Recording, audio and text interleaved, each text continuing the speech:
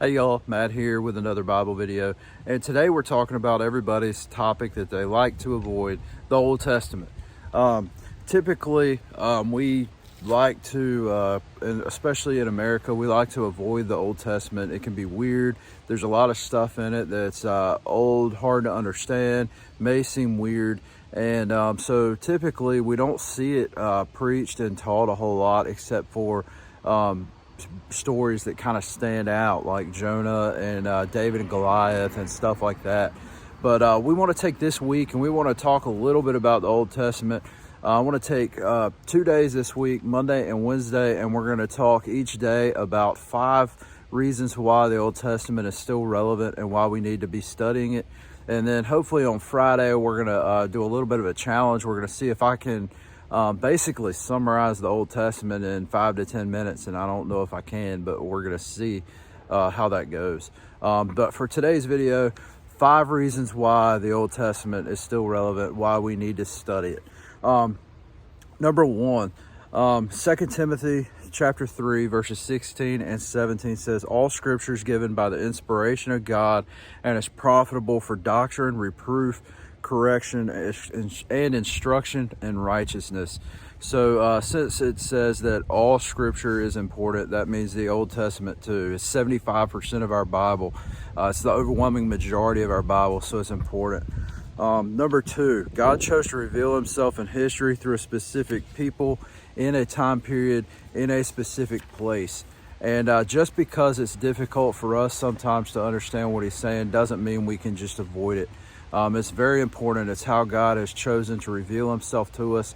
And so we need to put in the extra work to be able to understand the culture and the ancient Near East, which is the time period where the Old Testament was written, in order to be able to study it profitably, so that we can understand correctly what it's talking about in the proper context, and then we can relate the New Testament to it.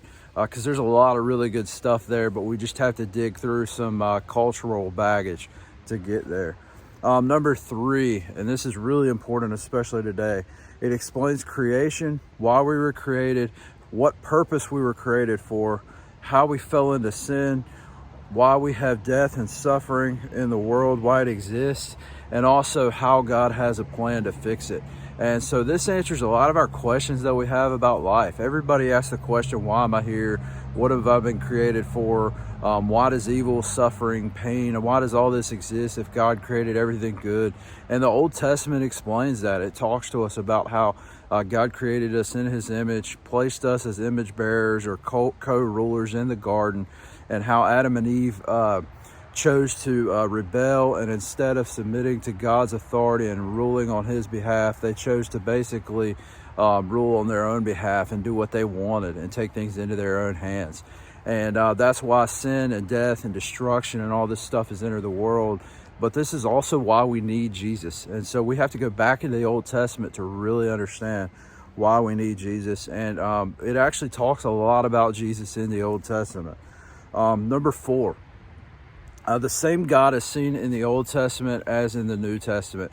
And this is something that a lot of us have trouble with, because a lot of people see the God of the Old Testament as an angry, wrathful, judgment-filled God that is different than the loving Jesus that we read about in our New Testament. But that is not true at all. It's the same God, same Trinity. Jesus exists in the Old Testament just as he exists in the New Testament. The intro to the Gospel of John tells us that Jesus was there at creation. He sustains all things with his word. And he was present throughout the entire period of the Old Testament. So God didn't change. Malachi 3:6 says, for I, the Lord, do not change. And this is true when we go through the Old Testament and we look at who the God of Israel is. And we start to see the Trinity at work even in the Old Testament.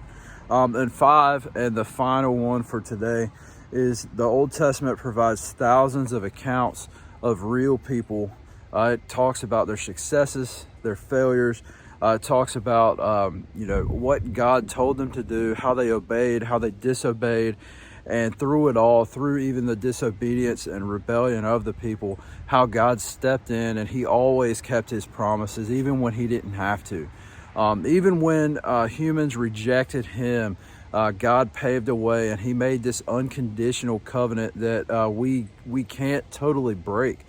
He's always there for us if we just lean into him and submit to him. And these foundations are laid out in the Old Testament before we even see Jesus walk the earth and his ministry begin. So these are 5 of the beginning reasons, 5 out of my 10 reasons why we still need the Old Testament. Once again, this isn't an exhaustive list, but it's going to get us started towards Friday, where we try to summarize the Old Testament. But please tune in Wednesday. We're going to talk about 5 more reasons why we need the Old Testament. And then Friday, we're going to see if I can do it. We're going to see if I can sum up the Old Testament in 5 or 10 minutes. I'm gonna have to practice for that one. But if you like this video, please subscribe to the channel. There's an email in the description if you want to submit any topics or ideas for videos. I'd love to hear them. Please go ahead and share it with your friends, so that way we can get more people watching. Hopefully we can get more people on Team Jesus. But until the next video on Wednesday, I love you guys. Blessings.